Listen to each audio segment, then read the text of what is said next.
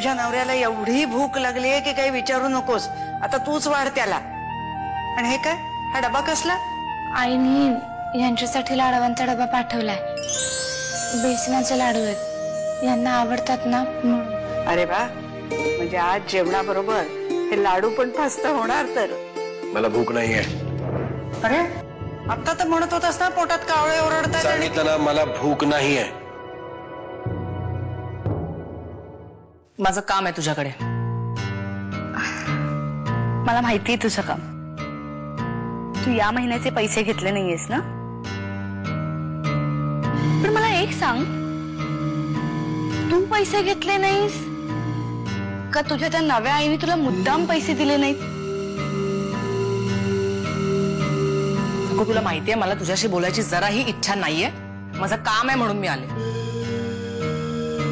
आता कोणाची इच्छा असो वा नसो, दर महिन्याच्या 1 तारखेला माझ्याकडेच यावं लागणार आहे. अहो याचा प्लॅन जर का आपण ऐकला ना तर आत्महत्या करायची येईल आपल्यावर. असं काय नाही शेठ. अहो माग तुम्हीच म्हणला होतात ना शेठ, 1-1, 2-2, 3-3, 4-4 फांद्या तोडत बसण्यापेक्षा डायरेक्ट फडावरच घाला घातला तर. म्हणजे काय म्हणायचं काय तुला? म्हणजे उगाच आपलं त्या बामण्याला हाकल, त्या आईलेला डिवच, त्या म्हातारीच्या मारण्याची वाट बघ, हे सगळ्या फालतून किरकोळ गोष्टी करत बसण्यापेक्षा डायरेक्ट नरसिंहरावावरच अटेम्प्ट केला तर पुन्हा एकदा.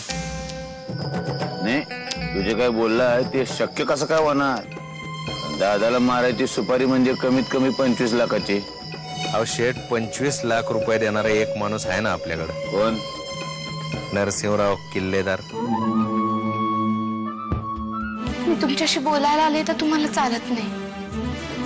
तुम्हाला तुमच्या डोळ्यासमोर सुद्धा नकोय मी. दूर गेले तरी तुम्ही रागवता. मी काय करू?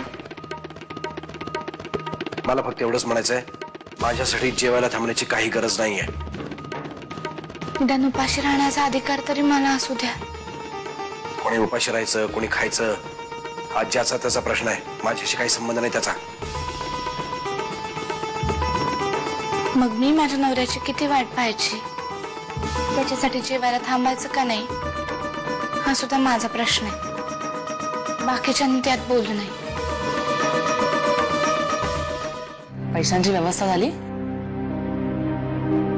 नाही अजून तरी नाही, पण आय होप उद्यापर्यंत होईल. मी त्यासाठीच फोन केलाय. उद्यापर्यंत व्यवस्था होईल. काय पुढे आकाशवाणी वगैरे ऐकलीस की काय? अरे वेड्या, आकाशवाणी ऐकली नाही, मी केलीये तुझ्यासाठी. ठेवू फोन अमृता? नाही म्हणजे मग मी झोपायला आणि तू झोपेत स्वप्न पाहायला मोकळी. स्वप्न पाहिलीच पाहिजेत आणि स्वप्न सगळ्यात जास्त एनर्जी देतात जगायला. मी नंतर फोन करते. Good night. काका, तू खूप चांगला मुलगा आहे रे. त्याची खात्री आहे मला. तुझा चॉईस वाईट असूच शकत नाही. काका, तुला त्याला भेटायला आवडेल का? नाही, नक्कीच आवडेल. रे काका आहे मी तुझा, मला बघायला नको? उद्या आमच्या घरातल्या कोणाला पण आपण उचलला तर दादा खरंच 25 लाख देईल काय रे? झक मारत देतील. आता कोणाला उचलायचं? जानकी वहिनी.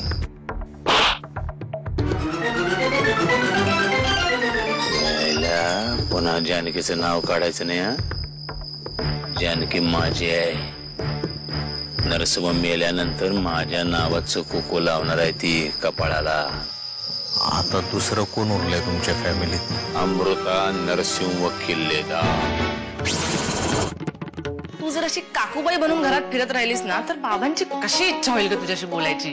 कारण बाबा दिवसेंदिवस यंग होत चाललेत आणि तू दिवसेंदिवस म्हातारपणाच्या दिशेला चाललीस. माझ्या काकूबाई दिसण्याचा आणि त्यांच्या नाव बोलण्याचा काय संबंध आहे? म्हणजे अगं सगळं दिसण्यावरच तर असतं. मला सांग, तुला मध्यंतरी पंजाबी ड्रेस शिवून घेतले होते, त्याचं काय केलंस? आठवतंय ना एकदा घातला होतास तेव्हा बाबांची कशी विकेट गेली होती? ते झालं पूर्वीच. आता काय करायचं ते सांग. तेच, आपण पुन्हा एकदा त्यांची विकेट काढायची आणि त्यासाठी तू आज माझ्या बरोबर पार्लरला आहे.